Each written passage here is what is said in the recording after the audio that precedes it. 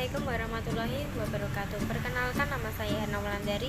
Saya dari Fakultas Hukum Ekonomi Syariah. Saya dari kelas E akan menjelaskan tentang Masjid Agung Demak. Masjid Agung Demak merupakan masjid kuno yang dibangun oleh Raden Patah dan dibantu oleh Wali Songo pada abad ke-15 Masehi. Masjid ini adalah masjid satu yang jajarannya masjid tertua di Indonesia sendiri. Lokasi masjid ini berada di Kampung Kauman, Kelurahan Bintoro, Kabupaten Demak, Jawa Tengah. Dan yang membuat menarik dari Masjid Agung Demak adalah gambar bulus. Gambar bulus di atas terdapat di depan kubah pengimaman. Ini merupakan Surya Sengkala Memet yang arti Sariro Sunyi Kiblating Gusti, yang bermakna tahun 1400 Saka. Gambar bulus terdiri atas kepala yang berarti angka 1, 4 kaki yang berarti angka 4, badan bulus yang berarti angka 0, ekor bulus berarti angka 1. Dari gambar tersebut diperkirakan Masjid Agung Demak berdiri pada tahun 1401 Saka dan didirikan pada tanggal 1 Safar. Dari arsitektur sendiri, Masjid Agung Demak ini mempunyai makna yang sangat khas dan tersendiri, yaitu sederhana namun terkesan sangat megah, anggun, indah, dan sangat berkarismatik. Karena atap Masjid Demak sendiri berbentuk limas yang bersusun 3 merupakan gambaran akidah Islam, yaitu adalah iman, Islam, dan ihsan. Adapun 4 tiang utama di dalam masjid yang disebut Saka Tata atau Saka Guru dibuat langsung oleh Wali Songo sendiri, masing-masing di sebelah barat laut oleh Sunan Bonang, sebelah barat daya oleh Sunan Gunung Jati, sebelah tenggara Sunan Ampel, dan sebelah timur laut oleh Sunan Kalijaga. Dan di sini ada yang lebih menarik lagi, yaitu adalah pintu Masjid Agung Demak. Pintu ini dikenal dengan nama pintu Bledek, yaitu adalah pintu Bledek ini dapat menahan petir. Ini sudah tersebar di masyarakat setempat. Pintu ini dibuat Ki Ageng Selo, merupakan prasasti Candra Sengakal yang berbunyi Nogo Mulal Sariro Wani. Maknanya tahun 1388 atau 1466 Masehi. Adapun bagian teras Masjid Agung Demak yang ditopang oleh 8 buah tiang. 8 buah tiang ini yang disebut Saka Majapahit.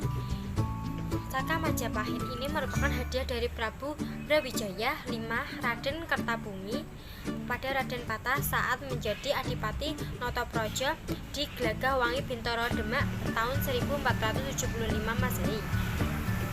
Oke, di sini saya akan menjelaskan inti dari yang saya ceritakan dari tadi, yaitu apa yang dimaksud Masjid Agung Demak. Masjid Agung Demak adalah masjid tertua di Indonesia.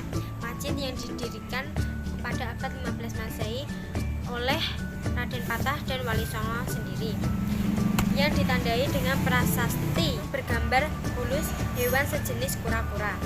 Yang kedua adalah peninggalan siapa masjid ini, yaitu adalah peninggalan dari Raden Patah dan para Wali Songo. Yang ketiga, di mana letak Masjid Agung Demak. Selanjutnya, lokasi Masjid Agung Demak, yaitu adalah yang terletak di Kampung Kauman, Kelurahan Bintoro, Kabupaten Demak, Jawa Tengah. Selanjutnya, apa sih sejarah Masjid Agung Demak? Yaitu ada arsitektur Masjid Agung Demak. Ada atap masjid berbentuk limas yang bersusun 3 merupakan akidah Islam, yaitu iman, Islam, dan ihsan. Ya, selanjutnya adalah Saka Tatal. Peninggalan kerajaan Demak ini memiliki 4 saka atau tiang yang dibuat oleh 4 Wali Songo sendiri, yaitu Sunan Ampel, Sunan Gunung Jati, Sunan Bonang, Sunan Kalijaga. Dan selanjutnya, makam di Masjid Agung Demak. Makam ini berada di satu lokasi dengan kompleks makam Kesultanan Demak. Tempat ini dijadikan beribadah para pengunjung dan para peziarah ke makam kawasan masjid tersebut.